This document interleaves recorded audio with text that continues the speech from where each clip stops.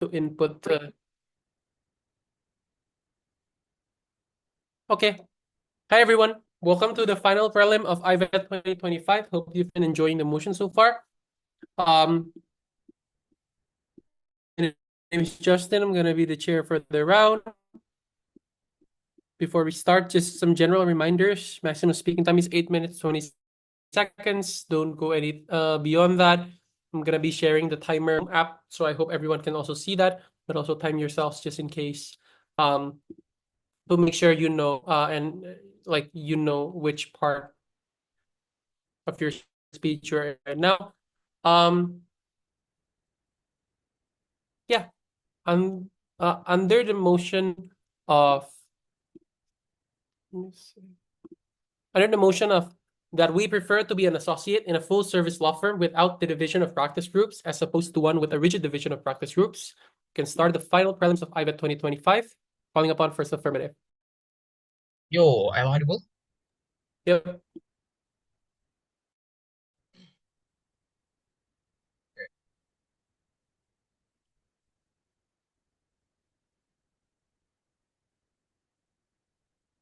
Going to start my speech. Oh yeah. Uh going to start my speech in three, two, one. Over specializations creates a narrow skill set, leaving associates vulnerable to market fluctuations and careers. Clarification and some framing before going to my arguments. How full service firms go with no rigid division actually works. It doesn't mean it's messy and uncoordinated, obviously, because firm needs to maintain prestigiousness for high rate of success case, solved. So they're going to ensure that their workflow is maintained, their learning experience there as an associate will be maintained because they want the labor to come there as well, right? Or the legal work. They work in mixing and changing composition of teams, but there is usually a senior associate that's specialized to lead the team. So no rigid division does not mean no team at all, because all law firms do need to work in team. This is why a lot of law firms prefer division of labor based on the role, composed of a senior associate, junior associate, paralegal, and others to do jobs. So yeah, that's some contextualization before argument. So what I'm going to prove today is quite simple. Num It's two arguments. Number one, I'm going to talk about working environment as an associate in a full service law firm without the division of practice groups allows for more exposure to knowledge and therefore improvement overall. And second argument, I'm gonna specify a bit on how then this is going to in the market of in the job market. Yeah. So that's the title. So the first argument then on improvement.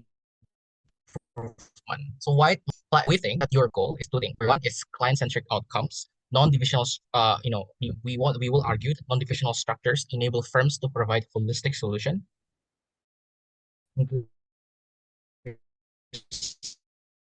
client satisfaction and loyalty, career longevity, because we will argue then later, versatility will ensure associate can pivot to new legal fields as the markets and demand shift, protecting their long-term career prospect. We think this is the most important interest that we will be debating at the end of the day, right?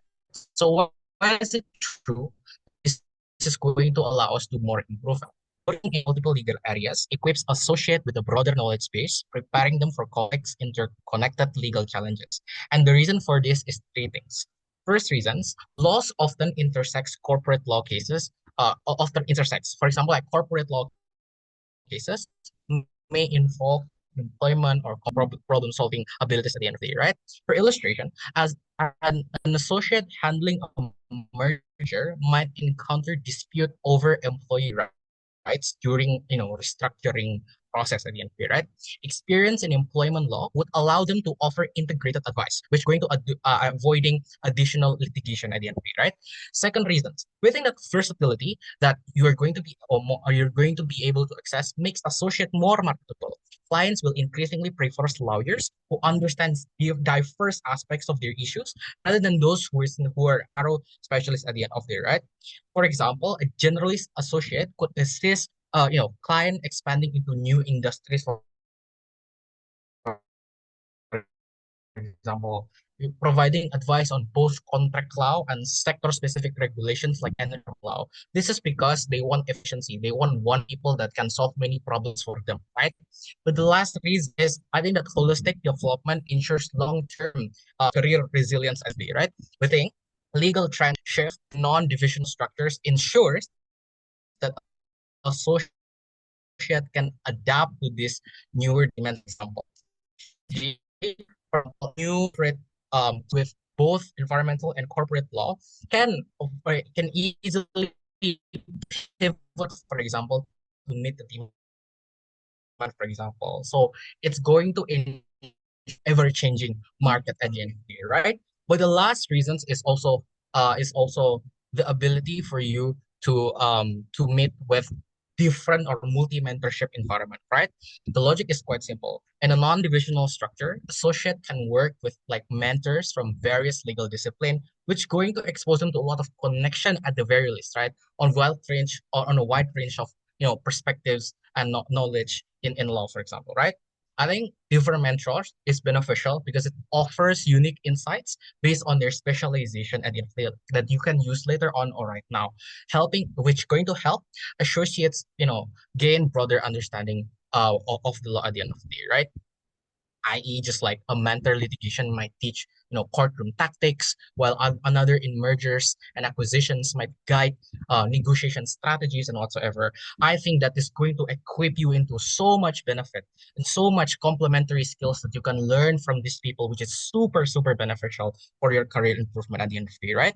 Waiting in comparative, they're not able to access this, right? Because it leaves you are going to just specify or just like niche, for example, which going to leaves associates vulnerable when niche and demands declines, which is fail to meet clients demand for holistic like legal solutions at the end of the day, and also causes much more likely career stagnations, for example, because of low because just like narrow skills that you are only able to at the end of the day, right?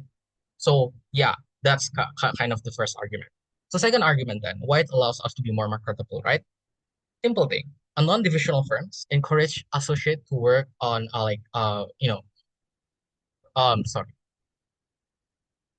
For example, why on the reasons is quite simple as to why this is true. We think that no, just I think this is quite just extending the case of argument one, but yeah, but this is just like collaborations like that or that going to enable you to strengthen your teamwork and communications among associate, for example, by this is mutually exclusive because you are actually understanding the perspective in which they are talking about. For example, you're not only narrowing on one perspective of one philosophy of law or anything. So that's why we think that in comparisons, rigid structures which isolates teams going to be able to access these particular benefits. And lastly, we think that this is going to enable you to gain a competitive edge by pushing a more generalist who can adapt to unique client needs, for example. And that's why um, having this portfolio, having this profile at the end of the day would allow you to be, to be more marketable at the end of the day. And, job employment that you are going to be offered to is going to be a lot more.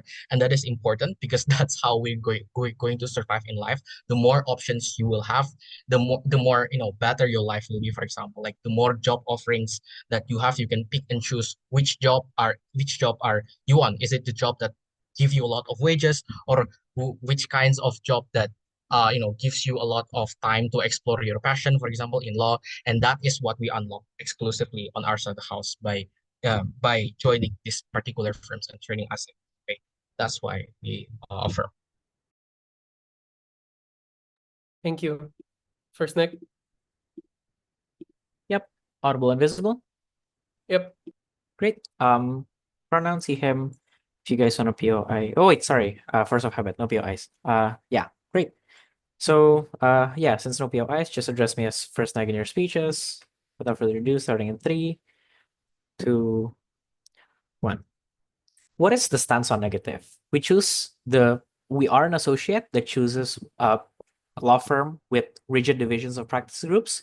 We agree with the urgency on government that or affirmative rather, that the law is ever changing. And in fact, we will prove why it's actually even better on our side. One major clarification that we actually do need to make though, the uniqueness of when you are an associate is separate from the benefits that you can access when you are higher up, when you are a senior associate, when you are a partner, and probably also separate even in different divisions, like if you are a paralegal, right? When you are an associate, you also have a limited amount of time, resources, and energy, literally, to be able to learn all of these different things. And I'm going to prove on two arguments why this becomes even more important. Rebuttals can be integrated with them. Number one, I'm going to talk about the likelihood of success because obviously that's a challenge that affirmative want to push. But secondly, characterizing this even more, I'm going to talk to you about the unique challenges that you face as an associate, as an added actor analysis. But let's continue on likelihood of success though, because yes, I do agree that you do need to succeed as an associate and how this is going to help with mobility. Inherently, why rigid division benefits associates is on two reasons: expertise and experience. I think this becomes really, really important because this is what eventually determines your success rate when you're taking on cases. The amount of cases that you take to court and you win or lose also matter, which also serves to determine the likelihood of your promotion to becoming like a senior associate, a partner, or whatever later down the line, many, many years in your future, right? But the question is, how do you actually take on and accept these cases? Most likely, you are assigned these cases, and as much as you can choose to defer, most likely you have to work within that set team. And so therefore, affirmative has to concede that being in a full service firm means that you are forced to do things that are definitely outside of your comfort zone. And there is going to be a significant adjustment period, especially when you start out, that we're going to weigh something that is not worth it as an investment. So what about your team? Based on affirmative setup, we tell you that okay, you might have different individuals that you're working with. You might have specifically a senior associate that has that has that added expertise within that field, and therefore, okay, you have the likelihood and potential other like sort of resources to be able to succeed when you're actually solving the case. Yes, you can get a wider degree of knowledge when you're like actually handling this, right? Because okay, we understand the potential of like how that's going to help solvency of your cases. Here's why the risk is not worth it though. I do also agree that the ever-changing landscape of law makes it so that you absolutely need to adapt to different circumstances. But this is why, especially when you're working in a team with many different individuals with many different vested interests, the same applies within each section as well. Maritime law changes with ever changing international relations. Financial services fluctuate based upon the world's economy. So I'm not sure as to why exactly that benefit is so exclusive upon affirmative side when the world and law also changes on our side, right? So even though the world is changing, that doesn't mean your skill set is narrow. It just means you need to be even more adaptive, even within this rigid group, right? And note, just because you focus on one rigid group does not automatically mean you negate the concerns of every other field. Yes, we agree some intersectionality exists, but that is something that you work within that team. This is something that you also consider, and that's the reason why you have a team, because having multiple different people with multiple different degrees of experience and dealing with a lot of these cases is what's going to tell you that there are extraneous factors that we need to take into account when actually thinking of how to solve this case, right? So this just tackles a lot of the exclusivity that affirmative tries to actually posit to this debate.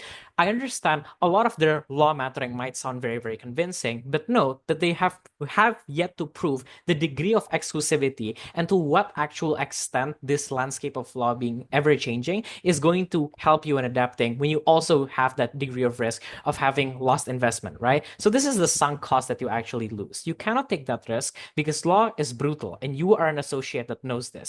Statistics like success rate, your experience in the field matter so much because you cannot guarantee that not having that much experience in a field of, for example, maritime law is going to lead to you winning a maritime law case, especially if you're like I don't know, expertise or your thesis when you did your undergrad law degree is on, for example, mergers and acquisitions, right? So it means that there is going to be a huge adjustment period that is way longer than affirmative are conceding, by the way, in which you will lose cases, you will fail in understanding a lot of the different and ever-changing landscape of law that they try to portray to you, and this is what actually harms you down the long run. This is what differs people, like Hotman Paris versus some random lawyer, right? It's the years you've been working in the field, taking high profile and most importantly, high solvency cases. This is the competitive edge you need as an associate, and this is why your likelihood of success is much higher on our side. So even if you think that having the degree of intersectionality being handled might sound like a good thing to tackle, it offers you more hindrances. The fact that it's even more likely that you get in each other's way because both sides have great urgencies that equally are posited,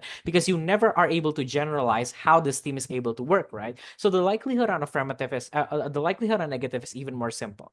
When you're taking on cases, you're more likely to lose out to people who have more experience than you in that particular field, especially because you might not know what firm you're competing against. You could work in like a full service law firm, but you're competing against someone, the defendant could eventually hire a law firm that is more rigid and that has that division. So therefore, you lose to someone with that competitive edge, and that's what eventually harms you later down the line, right? So when you're an associate, yes, losses are more acceptable because you're not that high on the ladder yet.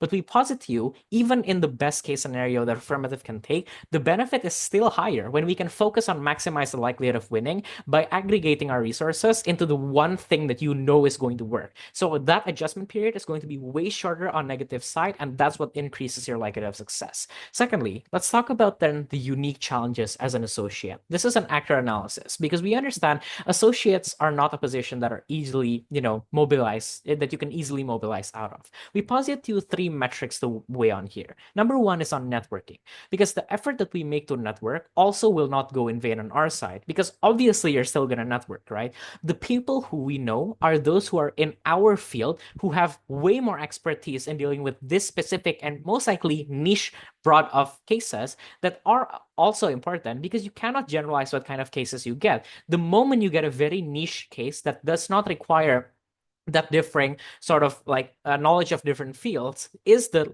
time where you're most likely going to lose out on their case, as opposed to it potentially being beneficial for us, which is also important because when you're not high up on the ladder, you want to get a lot from the effort that you do have in networking. But secondly is on livelihood, because your position and experience in handling cases also has an influence to your billable hours. To what extent is your work billable, more exactly, your base pay. And these things are important because you're competing against a lot of other people who are associates with varying degrees of experience and the varying degrees of like fields that you're also in engaging in, right? So whichever way to choose, there will be like a better degree of mobility on negative side. But lastly, very, very simple. You have limited time, because whatever way you choose, there is going to be a substantial investment of time that you put in.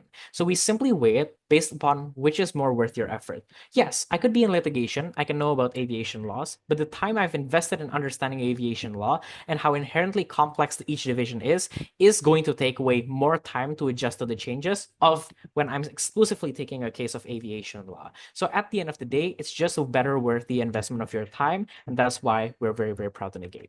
Thank you. Thank you. Second F.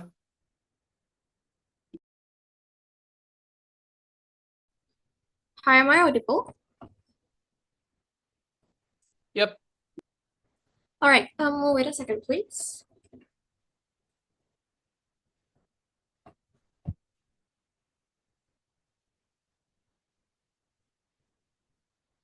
All right. Starting my speech in 3, 2, 1. Two clarifications before my case. Number one, who are we? Most likely, I think we're most likely going to be a legal worker. Why this is true? 4 points. A, because we are someone who wants to work in a law and legal field. B, most likely we were going to law school because we want to be an associate. Third of all, most likely we are going to be not that advanced in experience, but do have short-term experiences to know what you're going to work in, like interning or any other stuff like that. Lastly, most likely you are young because associate is one of the highly sought work among young legal workers. This is the definitions of who are we in this motion, and we will prove to you why in this in this identification of actors, why the sufficient interest will be working on the no rigidity of group. But on the second clarifications, this is not clarification per se. I think this is more like an additional framing. Sure, in the college education, you have concentration of studies. Like, for example, you may be concentrated in criminal or in corporate law or in Sharia law, for example, and stuff. However, the externalities in the real life challenges are the most important in the legal workers. What are those? 3 points. A, more often than not, when you are an intern or a fresh graduate, you were just placed on any available associate that have vacant position without necessarily in line with your college concentration. B, there are unforeseen circumstances that might not be covered in your educations. Like, for example, you may learn criminal law, but turns out you prefer divorce cases, or you are traumatized by a homicide case. Hence, you change course to maintain career in legal work. But lastly, you may work under a senior associate that might affect your interests or any push for different interests. Because dynamic change of interest is human, and most likely that you will have it. But even if you want to specialize anyway, I think that you can do it later on when you are a senior associate or a partner or planning to create your own law firm. I think this will enable better decision making in our side. And this is very much possible and not contradictory because this is a future thing that is not a debate at all. Before going to my extension, one piece of rebuttals. On the argument of the likelihood of success, I have 6 responses to this. Number 1, the likelihood of success is indeed on experience, but I beg to differ on the expertise factor. Exactly because you are likely an associate, you are going to have a limited role. If you want to be adaptive, why expertise enables that? Exactly because expertise specializes you to one piece of information that is a specific exclusive role in a sense. You will not be able to actually be that much adaptive in comparison to what the demand of the fast-paced, low environment demands you to. Second of all, we have to understand that in cases you have to meet, connect, and discuss with different stakeholders, like investigators, prosecutors, victims, supporters, police, and staffs. In a fast-paced environment that expect a lot of adaptivity and you having to understand and fast information to actually enable professionality. But thirdly, I think rigid groups actually enable you an illusion of comfort because you are thought that you have to excel in one type of information and being working in the same group, it highly dulls you because you think that the same team will have the one-track path on solving case that will be the same as ever. Fourthly, I think success case winning is not based on a specific factor only. You can actually win any cases, but understand that being an associate means that you are not usually being the one who is the most responsible on the whether or not you are actually win the case or not. But to understand that it is also still manageable for you to actually still like controlling your win rate or stuff because it is an experience that will be cultivated later on. Number 5, adjustment period in negative case is actually harmful because negative occurs, it's a fast-pacing environment that is ever-changing. And I think the reasoning is that this may sound cruel and challenging, but we argue that comfortability will hinder you in career advancement. And why this is going to be important and relevant, we will explain in extension. But lastly, even if you want comfort, like what negative says, then just rest or don't work in law. Because in law, you're just going to be all-rounding stressful. Even a lot of time you have to go over time because you have to review a lot of documents and stuff. So just like that. Going to my extension then. The only one extension actually on self-development and self-discovery and why this is going to be much better on our side of the house. Why this is true? 3 reasons. Number 1, this is the logic of perfect information, in which you gain as much information as possible to determine a final long-term decision, in a sense that when you are not in a rigid group, but you are alternating between groups with different mentors, because you will have a different senior associate, you will have as much information as possible to have a better decision-making in what you want to specialize later on as a senior or as a partner, in a sense. And we think that this is much better, because at the very least, you are gaining an opportunity to actually whether or not you are going to change or not. At the very least, the fact about it enables much more agency for you to actually changing in a fast-paced environment. Second of all, most of legal and law workers are conditioned to work in a competitive environment or where you have to self-improve constantly. You're conditioned to argue and debate with reading between the lines to understand how to utilize words in defending your case, for example, or how you are always urged to win as much case as possible. And it is likely for self-discovery through different means is preferable for us. But lastly, Not having rigid group doesn't hinder efficiency. If that is the case, all full-service law firms should have practice groups, but realistically, it's only some of them. This is true because of two things. A, because law firms understand the characteristic of fast-pacing environment that we have been talking about, but secondly, law firms adapt with existing demand in their customer segmentation or whatever the area needs to fulfill the demand. If the area is an area with high crime rate, you cannot afford practice groups because then all the burden will be pushed to the crime or law-oriented group only, which is exactly inefficient. This is true because different areas, different countries, and different society has different demand of law firms and law situation. Hence, changing in alternating group in which you can actually fulfill the demand of area, which be much more convincing for you to actually having high marketability and high engagement in the field, in the sense that you are aware of the demands that is suitable in that your law firms is adapting with the demand of your area. But why all of this are important? 4 reasons. Number one, on the progressive career advancement, because we have already told you that the decision making with the perfect information is much more enabled in our side. Hence, this is going to be a capital that you can utilize for career advancement. Second of all, this is simple, but it's learning by doing, and legal works do need that, in a sense that experience will enable you to have a higher likelihood of success, even if it means in different sectors, because you're going to learn a lot of different metrics in winning cases, because winning cases is not only about a single metric, it can differ in a lot of situations, which means more information you get will be more likely you have developed a lot of strategy to winning a case. Third of all, this appeals to area and society demand in timely manner, which can boost your presence and high engagement in legal environment. And lastly, even if negative want to say that this is not going to be good at all, we have already countered that with saying that it's going to be highly inefficient if you're going to, because it is on the characteristic of area demand at all. Comparatively, there are two things that I want to possess. A, rigidity of group does not enable your dynamic and changing interests, which is very human.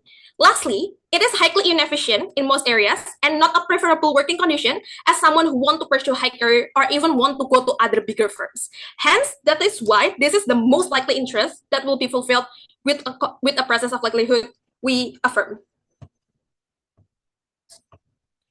Thank you. Second next.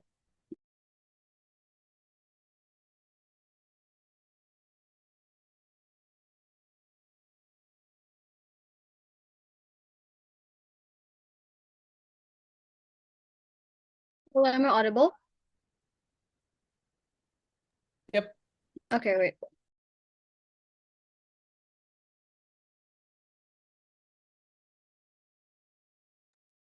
Pronunci her, starting my speech in 3, 2, 1.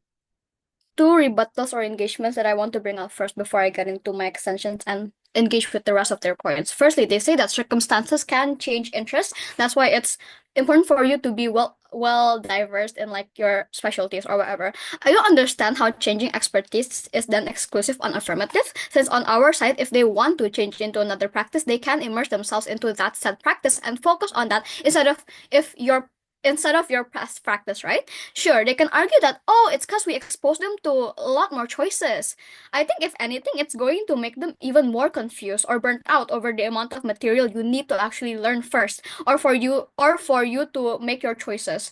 Most likely, when you change interest, you already have an idea of what you're going to go into as a quote backup plan, right? Because that's what's intuitive for people for a lot of people anyway. So there's no need for people to suddenly slave away at a lot of practices that they may or may not even commit to or won't even need in the long term once they do find a practice to settle down in the very first place, proving that one, people are not that irrational. They would have a backup plan regardless. But secondly, you're just going to create even more challenges for yourself on affirmative when you do expose yourself to a lot of different possibilities. That's exactly why from high school, you're already determined into IPA or IPS, because learning that amount of knowledge in a lot of different fields is going to burn you out if you don't specify it from the get-go, right? But secondly, they also talk a lot about illusion of comfort and how it hinders development.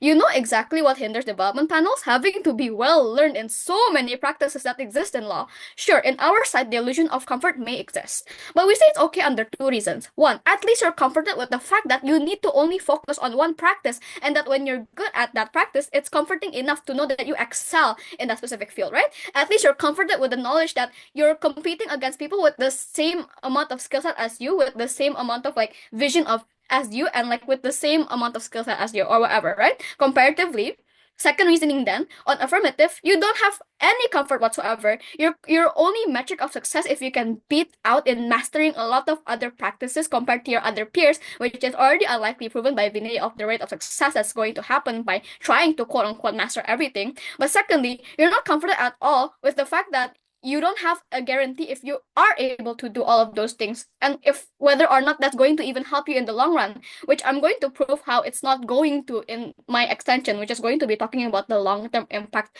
of which side you prefer as an associate, right? The same reason as to why in my university taking psychology, we take penjurusan in our 5th semester that inevitably reflects the students that will take is what the students will take as their masters later on in their education.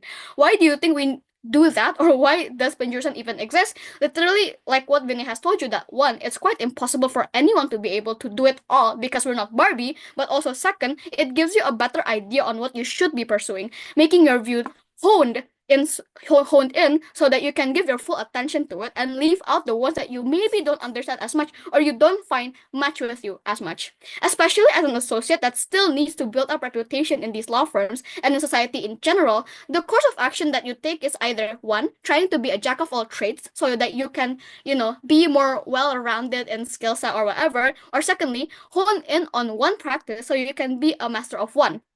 Both are good goals, arguably, but I'm going to compare to you why being a master of one will be more strategic for you as an associate. Firstly, when you already commit yourself into one practice, you're going to constantly handle cases that is within that practice. So let's say you're trying to master aviation laws. Then you're going to handle aviation law cases all throughout your career as an associate, but also assuming after you make a name for yourself, then you're going to pretty much commit to that line of practice once you do that as a career, right? That means even from the scope of experience, you're already excelling with the amount of cases you're handling compared to another associate that prefers the full service law, since even associates in full service law is going to prefer certain practices over other because that's just human. It's impossible for you to be an absolute master of all, so of course you're going to excel in certain practices more.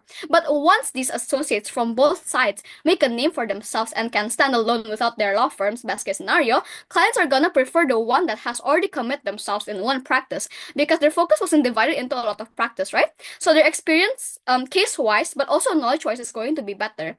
But even if you want to argue, let's say that the skill set is more or less the same because we cannot assume that one is going to be significantly better and one is going to be like significantly like meh. Then as a client, as a rational person, the metric you're going to use is of course success rate of the service that you need, which I've already proven on our side. The head start is already there. The amount of cases that you've already succeeded in is already there. Clients are only going to use that metric. If you say that the metric of quote unquote skill set is not like exclusive on our side, then let's say that the amount of cases are, because without a doubt, when you split your focus into several different cases, several different like expertise, several different fields, you're not going to accumulate that enough cases, that accumulate that enough of like knowledge or prior experience before compared to the person that literally already commits their whole like associate journey or like life into that specific field, right? So at the end of the day, it's going to be more sustainable for your career as well because you're known for that one thing you're really good at. Let's engage with affirmative a bit when they tell you that change happens a lot, therefore you need to be able to master all. It's already clear in Vinay that changes is going to harm you even more on affirmative because you're demanding something impossible from associates, demanding them to not only master all practices in law, but also be updated in all of those practices. At least on our side, however many years to come, however many changes happen, once you dedicate yourself in one practice, you only need to worry about the changes that happen in that practice or field, and it's more likely for you to be able to adapt to that one specific field and its changes, right? Instead of you having to juggling so many renewing knowledge and like so many like changes that's happening in the last scene, as we've already established, that can be dynamic, right? Engaging on affirmative point again, when they say that there's a lot of intersection, so it's better for you to know everything. and how you can then get connection through the transfer knowledge from like other experts. We don't see how we cannot just consult other lawyers anyways, other associates on our cases that knows more than us in those other fields. And when consulting does happen, connection automatically happens. Referring and getting referred by other lawyers happen, etc. So it's not exclusive on affirmative, especially not in the long run, because I don't see how we're going to win anyway. I don't see how on their side they're going to win way more cases, since winning cases all comes down to your skill anyways, right? And I don't see how asking for help is that frowned upon in the very first place. I think we have to acknowledge that whoever our actor is, most likely someone that wants to get into a law firm and has to start as an associate, is still human at the end of the day. I think it's an unreasonable demand on affirmative to want them to only want them to experience every single practices that are in law and to commit themselves to mastering all of them. I think we've already told you pretty much in Vinay how it's going to be impossible for a lot of people, if not everybody, to do that certain thing. But even if they do happen to do it, I think the skill set that is going to be as good as it gets, or not the best that it can get when you commit yourself to one field. So even if the end goal here is to get clients, even if the end goal here is to get cases, I've already also proven to you how clients automatically would prefer the one with most experience, judging by like the simple metric of how much case and how much cases they've won in general, right? So I think that if you're going to question which side is going to win cases, we're not going to say that our lawyers are going to be more like intelligent or whatever, because I think intelligence is symmetric, but at least with the head start that they're getting, they're automatically going to be viewed by the public as more expert or like more like in depth with their field, because the public doesn't know what these lawyers have to go through at the end of the day, right? They just based on like their simple metrics. That's why make it easier for associates, vote for negative. Thank you. Third F. Right, testing if I'm audible. Yeah. You timer.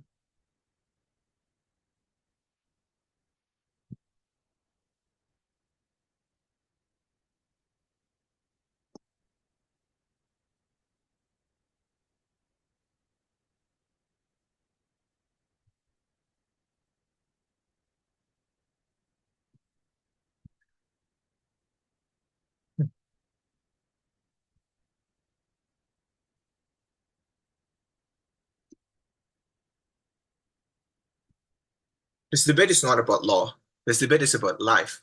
When you choose, it's about choosing unlimited opportunity and seeing your limit rather than setting your own limit in the very first place when you enter a job and regretting it later. Or worse, you're gonna keep guessing, imagining, and doing what ifs inside of your head because you are a good law student, graduates, or already accepted by the bar anyway, in the future because you never truly tried. Second negative said that you cannot just change. You can just change your expertise later on. Exactly. That is exactly what we want, and they just agree with that. Unfortunately, due to IVED manuals, it said that we will follow the first stance when contradictions happen. So it just like kind of negates everything that second negative said because it is irrelevant. I'm just gonna go straight to what first first negative said anyway, right? But before that, before the three tipping points that I'm gonna talk about, I'm gonna talk several rebuttals. Negative case, I think, could only champion if they manage to prove why they will be master of one, which somehow being contradicted fully by the second negative would championing the idea of comfort. You want livelihood. You do not want to sacrifice. You are tired. Then why be in law firm anyway? You have to pick one because comfort is a mutual sacrifice in this debate. So if you really want to champion master of one, you need to give a likelihood of why then people will be master of one, because this is a dismissive attempt at what Ham has been telling you but illusions of comfortability. Saying that jack of all trades is the exact opposite of illusion of comfortability is true, but it doesn't necessarily topple down the whole layers of explanations by second affirmative about how the illusion of comforts make you lose the incentive to be better. I'm going to add more hedonistic treadmill on why then you will not be happy anyway, even if you become master of one. About the idea of client would want a good master, of one, then they will hire senior partner, not associate. This is why their whole benefit claims is not even true in the very first place, because people wouldn't hire associate. People wouldn't go for micros. People would go for Harvey Specter or Lewis, for example. But then they will be dragged. The micros will be dragged by those people, right? This is why the idea of learning and exposed to knowledge and multi-mentors that we said already flew in the debate, because they never really contest these ideas, because they do believe that these people will somehow handle their own cases quite immediately just because they are entering some divisions. Truly unlikely. Although, if that is true, then the cost is the sacrifice they need to put in the hours in there to become best of the associate, to be worthy enough to accept their own case, which they don't explain anyway, so no credit. Affirmative case gonna win when we already prove why we becoming jack of all trades and master of none is better for an associate. It is exactly said best by the second negative that you can just specialize later. True. This is why when you were young, when you have the energy, when you have the ability to fake and to go golfing with your boss in law firm, you choose that instead of immersing yourself in merger and acquisition with Lewis in the like lesser side of the office that not gonna make yourself promote better anyway, right? I think the premise of this is human is a homo homini lupus, right? We should be egoistic when you can, and that is just the nature of human. That is exactly why when there is an option of addition of comfort versus jack of all trades that could compete with more people, you would always choose the latter, because specialized could be done later anyway. Notice that you started as an associate in a full service law firm with no rigid division, which is most likely a big law firm that value the growth of their associate rather than smaller one who just pick people with specified degree to fill in this division instead of upcoming potential like micros, right? That could be tossed around from Harvey to Lewis, right? And then be a banker later on, whatever. We don't really care if you, and we're not burdened to prove why then they will stay in the law firm, but rather will they be able to live more happily or slightly happier later on. And that's why the tipping point of this debate, I think there are three things. First is the likelihood of success, and later on there will be about how associate will behave and eventually how that it manifests into them, right? Likelihood of success then. Negative say that it is about the idea of investment of the future. Negative say even if you are, when you are in a certain division, you will somehow manage to be happier because you are not going to do due diligence as much as the one who jump in from another division to another, because practically there's no division. I think this is true in an essence, but also it is a mutual harm, because even if you are in a certain division, you will still compete, especially when you choose a competitive division like, I don't know, divorce, homicide, I don't really know.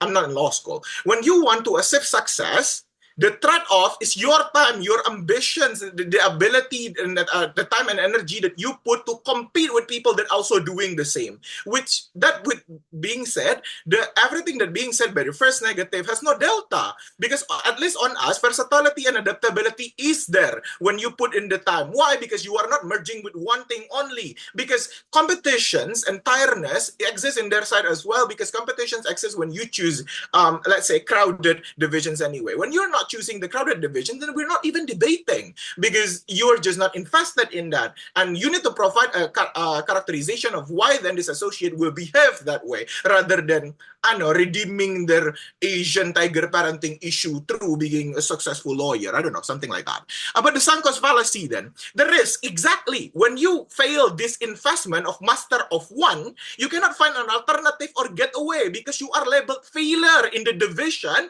and nothing in other division. You are doomed. No law firm will accept you whatsoever, because you are a failure in something that you invest, but also you know nothing else. At least even when you fail, people will see that, oh, you're coming from a big law firm and you fail generally. Probably you could be a pro bono lawyer that we can use to boost our law firm. There is still an alternative that is not existing on their side of the house, right? Not to mention that no response whatsoever toward the layoff. We believe that layoff in the field is very possible in law, because, for example, if your division is infrastructure execution in Kalimantan Timur, and after the resource is done there is no need for your division anymore, and yet you don't have a backup and you are no longer young. You need to compete with youth that can offer smaller pay. You are doomed. We do not want that, because, yeah, we are an associate. that is still young, but we're thinking about the future. We can sacrifice parties at night. We can be pretentious. At least we have a future. That is exactly why the second tipping point on the first one is the networking. We won the previous one because we managed to prove to you why every harm that they throw is a mutual harm and the benefit is only existing on us, right? But the networking. Negative side networking is good on their side because there will be people with expertise. Then on our side will be more mentors with more expertise. Done. It also going to immerse the idea of quid pro quo because when you done more work with more people are indebted to you, or at least you have more contacts, more network done. But lastly, on this tipping point, successful is one thing, but being satisfied is a different one. Notice that the characterization that Hema brought is really important because it characterizes law student and practitioner has stereotype of being ambitious. We translate of to hedonistic treadmill. This is not new. This is an extension from my first affirmative about working environment and direct response to success argument by first negative. Even when you're success in negative, you will still compare yourself. What if yourself? You could be so much more in other division, much like in your major or debating. What if I invest in basketball instead? I wonder how insane my stats gonna be. With my ability of thinking, I could probably do some LeBron passing or something like that. At least on us, you tried. Whether or not you move later on, you feel like, oh, I've tried that one, I'm done. In your side of the house, you tried. When you fail, you're gonna be there. Or even when you're success, you're gonna thinking that I could be so much more. Hedonistic treadmill gonna kill you. Even when you're success, you're not gonna be happy. And that's why we're proud to affirm. Thank you. Third next.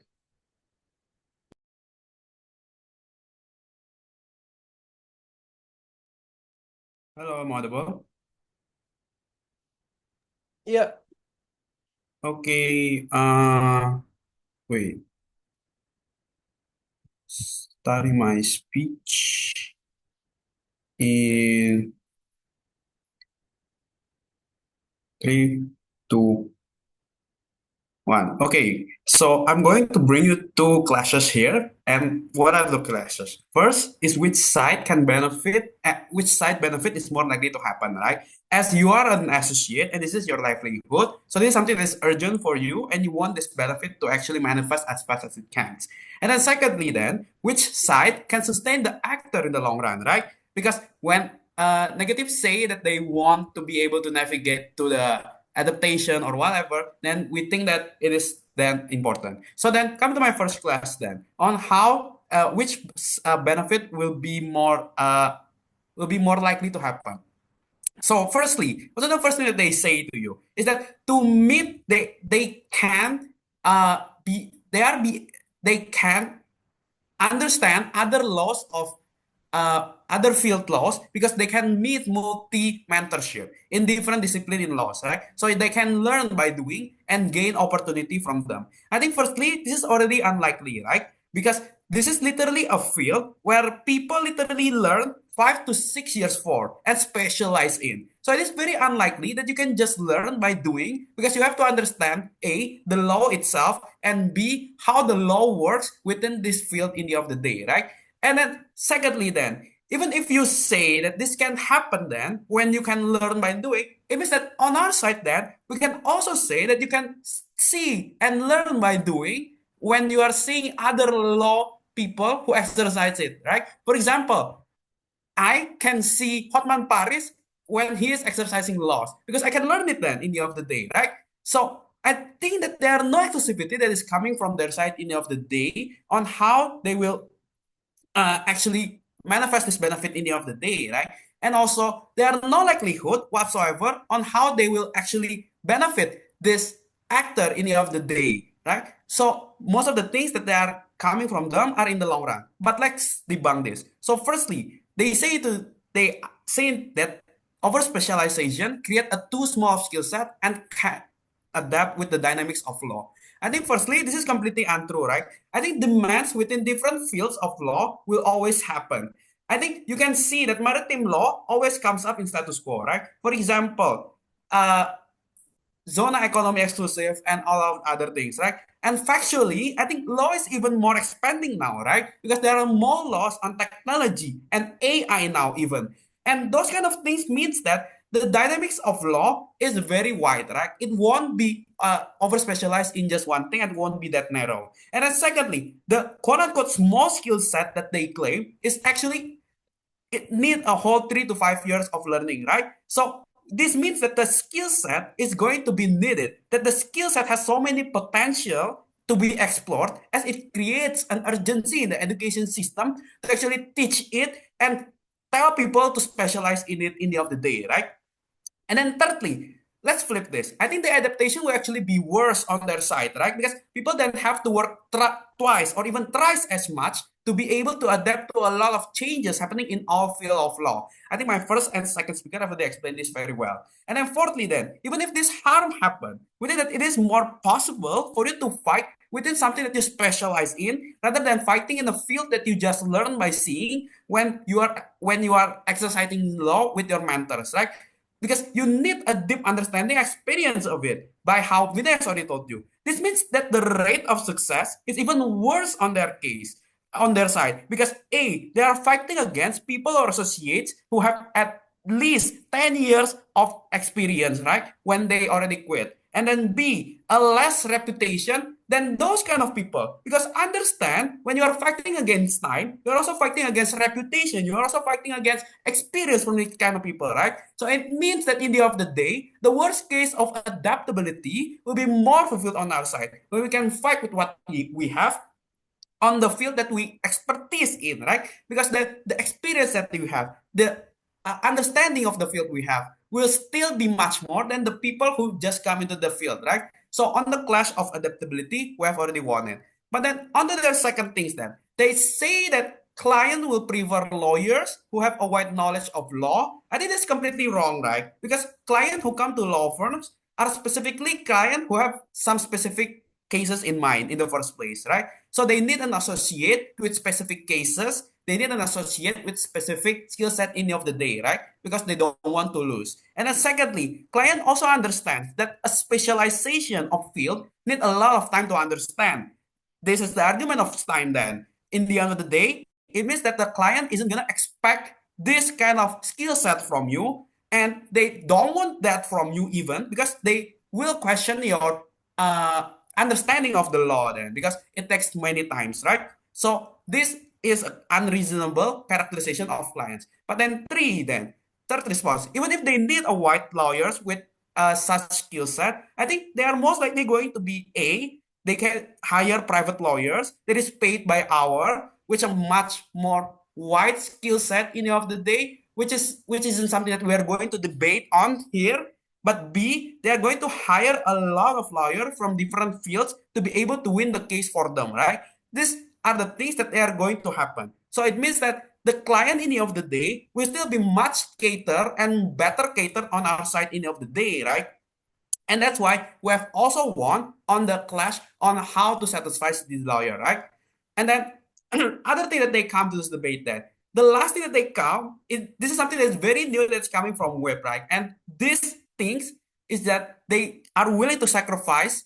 It's the sacrifice of comfort is okay if they can be a jack of all trade, as competition and tiredness exist on both sides. I think firstly then, the process is still questionable in affirmative when this is the last thing that they brought in their web, and how they would sacrifice it and how it will lead to you mastering everything when I've already debunked the learning by seeing things. But then secondly then, it means that it is already unlikely because you need to literally navigate yourself with so many things with your life and challenges outside of your job, right? Because we agree this is extra motion, it means that you have other struggles, right? It means that being a jack of all trade would need a lot of more time and effort and force you to ignore all of other challenges from your life, i.e. family, friends, couple. Comparative law on our side, we don't need that much effort. We don't need that much force to be able to compete and understand and be good on this field, right? And then third response then, this will actually be better on our side then. When people are that willing to learn or sacrifice, then they can literally be a god of maritime law or even corporation law. Or hell, maybe you can even learn other fields as well, like being a doctor or president even. If they say that the sacrifice of comfort is okay, and we can do that, then why not just learn other fields in the end of the day, right? So we think that this is something that is very unreasonable for them to actually claim. And even if it's reasonable, there are no likelihood coming from them, right? And then last thing that they come to this debate, they are saying that there are unforeseen situations that can happen in the expertise that you choose. I think firstly, this is very unlikely, right? People already know what they will learn and what they choose, and when they choose their major, is literally open to public access to see and give them an idea on what to choose. You cannot literally choose criminal law and expect yourself to not see corpses, for example, right? And that's why we already won. Proud to propose, oppose. Thank you. Next reply. Yep. Just confirm if I'm still audible and visible. Yep. Awesome. Yeah.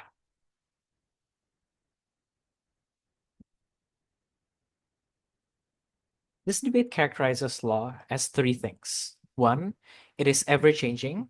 Two, it is fast-paced. And three, it is competitive as hell. When you are an associate, what discerns you and helps you gain mobility and one day maybe the promotion to become a senior associate or partner is your capacity to deal with those three characteristics of law.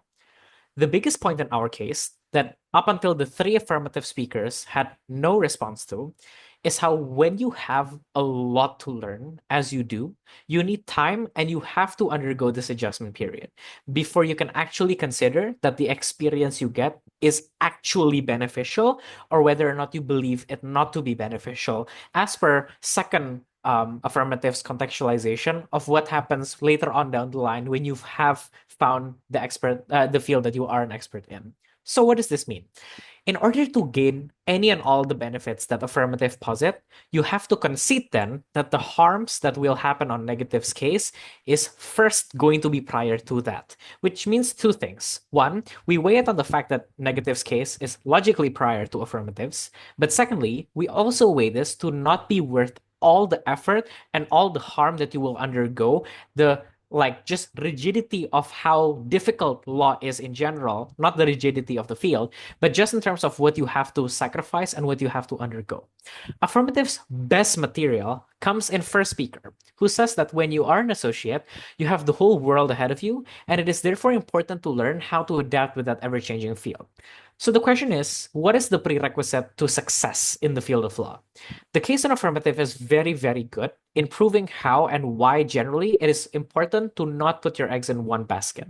But when you also fail to prove how A, you can keep up with these changes in the very first place, which is why Rene's response is very, very important, and B, how that only happens when you have knowledge of the intersectionality, hence my response is important. So if you cannot prove those two things, then negative's case is the only one that proves the likelihood of you actually being able to get the maximum amount of benefits in this debate. So not only do we weigh that the harm you will undergo is not worth the eventual benefits that you get on affirmative, but we also weigh to you that the benefit you exclusively secure on our side is therefore the best kind of benefit within the context of when you are an associate. So then what happens after? The question is how you maximize what you get from the case and how satisfied your clients are. Therefore, in this point, the tipping point is which side actually guarantees that likelihood of success. Also the same tipping point that third affirmative use. We tell you that the idea of comfort is important because it is humanly impossible and extremely utopic of affirmative to assume that you are going to have knowledge of the entire system of law just because you have, had these types experiencing the intersectionality and the ever-changing field, right? At first affirmative, the conclusion that they gave still sort of made sense. As the case progressed, it just seemed even more far-fetched because yes, we do not want to get laid off, obviously. But the division of law is something that is to still some extent broad, right? This is like maritime, which is the whole world of water, aviation, which is never going to disappear. So we don't really get how your entire field becomes relevant overnight. And when this is the prerequisite to their case of proving why, it's important to have different abilities to adapt, then we also prove the likelihood being very low on their side. So here's why we win. Because we recognize the limitations of who you are, the fact that we are human and what efforts we can put in right now, and therefore the debate needs to be weighed upon what is actually worth this effort. And when they even fail to acknowledge that this is a crucial aspect of this motion, that there is no way that they and affirmative can achieve the same extent of benefit that we are able to prove. So what we prove essentially is that there's no way in hell you can get that level of benefit on affirmative, that they are extremely utopic, and you have to take the case that is at the very least more grounded. Continuously proud to negate, proud to speak the 6 rounds of prelims and IVED. Thank you. Finally, after play. Hi, am I audible? Yep. All right. Wait a second, please. Oh, sorry. Where was it? Oh, yeah. Okay. Starting my speech in 3, 2, 1. 5 points in how to judge the debate. Number 1, this is an actor debate. However, because there is no specific information on who we are as an average reasonable voter, our identification in affirmative is acceptable, and it is not negated by negative at all. Therefore, it stands. Number 2, this motion implies that firm groups don't have rigid groups to exist. Therefore, negative has the responsibility to give us a characteristic of why a firm actually implement a rigid group. What kind of demand they fulfill? Because on the comparative, we provide you this analysis on why then groups with that doesn't have rigid group actually exist, and why is it important to actually learn from them and to fulfill the demand that specifically they fulfill. But third of all, what are the questions that is asked in this debate? I think there are 3 key questions. 1, what are our interests? 2, what do we do with our interests? Lastly, what kind of working environment we want to immerse in? However, because there is an epistemic access to know who we are, it is fair to determine this with affirmative characteristics, with assuming the most visible and closer characteristic that is closest to wanting to be an associate, because negative are agreeing anyway. Hence, our characteristic, which is in line with whatever we are wanting to prove in this debate, shows that. Fourthly, unfortunately, I don't see a relevant argument on why it is likely, the interest of ours and likelihood of why you are going to win in negative side, because they only give you an intuitive assumption on how having experience will give you a higher chance of winning. The question is, why? We provide you the metrics of winning in our side of the house. However, I do also want to explore this on term of burden fulfillment, because I don't think this is actually a higher stake of burden that we should fulfill in this motion, and this is actually a self-imposed burden for negative side, and we are not actually, our burden is different, and we will prove to you why we are fulfilling that. But lastly, I think there are major contradictions in negative side of the house. Number 1, second negative says that they can just choose different course or have backup plans. So what is the urgency of expertise then? Unclear. Second, you accept that you are going to work in a fast-pacing environment, but you want comfort. Then third negative come with saying that they win in the clash of adaptability. Third negative also say we can learn other field of law. So what do you want actually? Pick a struggle. We have engaged and pointed out this in our previous speakers, so we think that should be counted. So what are the clashes in this debate? Number 1, what are our interests? This is a clash of adaptive versus master of one, or comfortability if you want to choose. We explain to you how we are most likely conditioned to work in a fast-pacing environment and competitive. Hence, comfortability is most likely against everything you are. Even if you want to specialize, you can do it later on. No engagement to this alternative. Their engagement is probably that it's not likely because we specialize. This dismisses our whole characteristic of what kind of environment we are working in. Firza told you on intersectionality. I told you about area-specific demand, and those are crucial for precedence and marketability. Their characteristic is that, humans are want comfort, and we have limited resources. The question is, how do this information works in this debate? I don't think this is an exclusive information that actually wanting to be achieved with the actor, because they implicitly accept our characteristic anyway, so this is not going to fulfill the interest of the actor. So on the second clash, what do we do with our interest? The likelihood in development and career success is the discussion here. Unfortunately, negative chose a self-defeating position by self-imposing a burden of wanting to win cases. The question is, how? What are the metrics of winning? We provide you that metrics may differ, but more importantly, our burden is simple, that is to self-discovery and precedence of that status quo that we can fulfill with our analysis. Third of all, and lastly, what kind of working environment? Is it true that being in a rigid group is a comfort? We argue that it's just an illusion of comfort anyway, and we will want something that makes us stay sharp, hence the not rigid group in full service law firm back to a firm.